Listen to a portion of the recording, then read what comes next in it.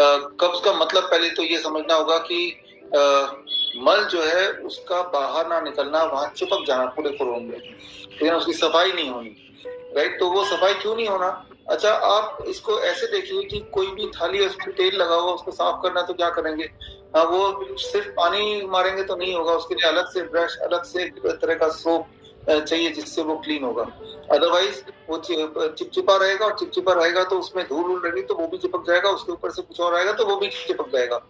तो हमारे जो कोलोन है, कोलोन भी उसी तरह से है। उसकी सफाई के लिए भी खास तरह का ब्रश और एक खास तरह का साबुन की आवश्यकता होती है।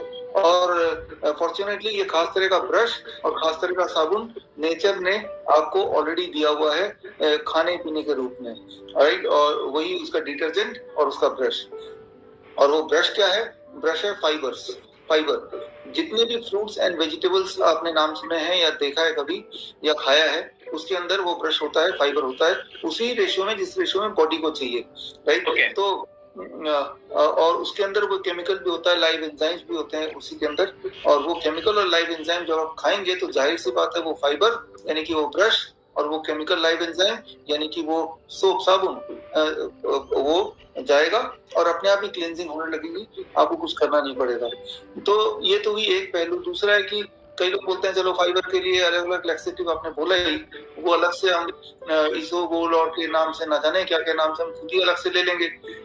सिमिलरली वो जो केमिकल है उसके लिए भी इनो वगैरह कुछ और ले लेंगे।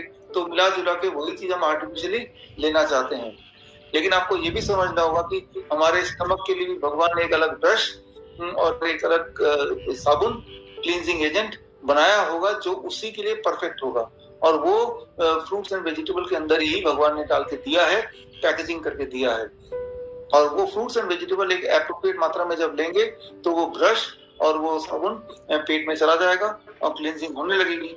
और 2 दिन 3 दिन 4 दिन के अंदर हमने तो ये देखा है कि जो लोग एक पर्टिकुलर क्वांटिटी में वो लेते हैं, खास क्वांटिटी में, तो 3-4 दिन के अंदर उसका कॉन्स्टिपेशन तो क्या, कई बार तो लूज मोशन भी शुरू हो जाते हैं और फिर दोबारा जीवन में कभी कॉन्स्टिपेशन नहीं होता है।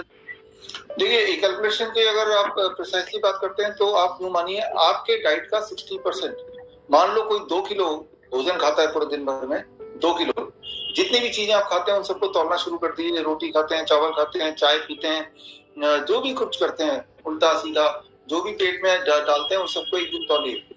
तौल के देखिए पूरा दिन कितना सारा सामान आप हजम कर जाते हैं। वो अगर तौलेंगे कितना केजी है, मान लो 2 केजी होता है, अब उसका 60% निकालिए।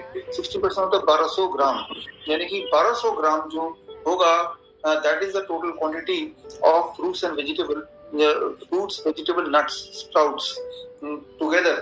1200 ग्राम अगर आप ले लें तो, या 1200 ग्राम भी अगर ज्यादा लगे तो कभी कभी आधा 50%, 1 किलो अगर आप ले लें पूरे दिन भर में, जो लोग 2 किलो ओवरऑल खाना खाते हैं तो 50% यानी कि 1 किलो भी अगर आप ले लें पूरे दिन भर में, कभी भी फ्रूट्स एंड वेजिटेबल के बीच में, कुछ फ्रूट्स कुछ वेजिटेबल, कुछ फ्रूट्स कुछ वेजिटेबल, कुछ सीड्स कुछ नट्स कुछ स्प्राउट्स, इस तरह से अगर आप ले लेंगे तो बात बन जाएगी। तो किसी को कॉन्स्टिपेशन या कब्ज नहीं हो सकती, और जिनको है वो 2-4 दिन 5 दिन में ठीक हो सकता है। मैं उनकी बात कर रहा हूँ जिनको सालों साल से है, उनको भी ठीक हो सकता है। लेकिन वो ब्रश और क्लींजिंग एजेंट का सेवन, जैसे नहाते हैं हम, कोई बोलता है कब तक नहाना पड़ेगा साफ रहने के लिए? भाई रोज ही नहाना पड़ेगा। एक बार नहाओगे तो एक बार साफ हो गए, फिर अगले दिन दोबारा हम नहाते हैं। ठीक उसी तरह से कब तक हमें इस तरह का भोजन लेना पड़ेगा? अरे भाई जब तक आप चाहते हो कि आपकी कॉन्स्टिपेशन दोबारा से ना हो तब तक। तो ये छोटा सा एक ओवरऑल व्यू है आपके सवालों के जवाब में।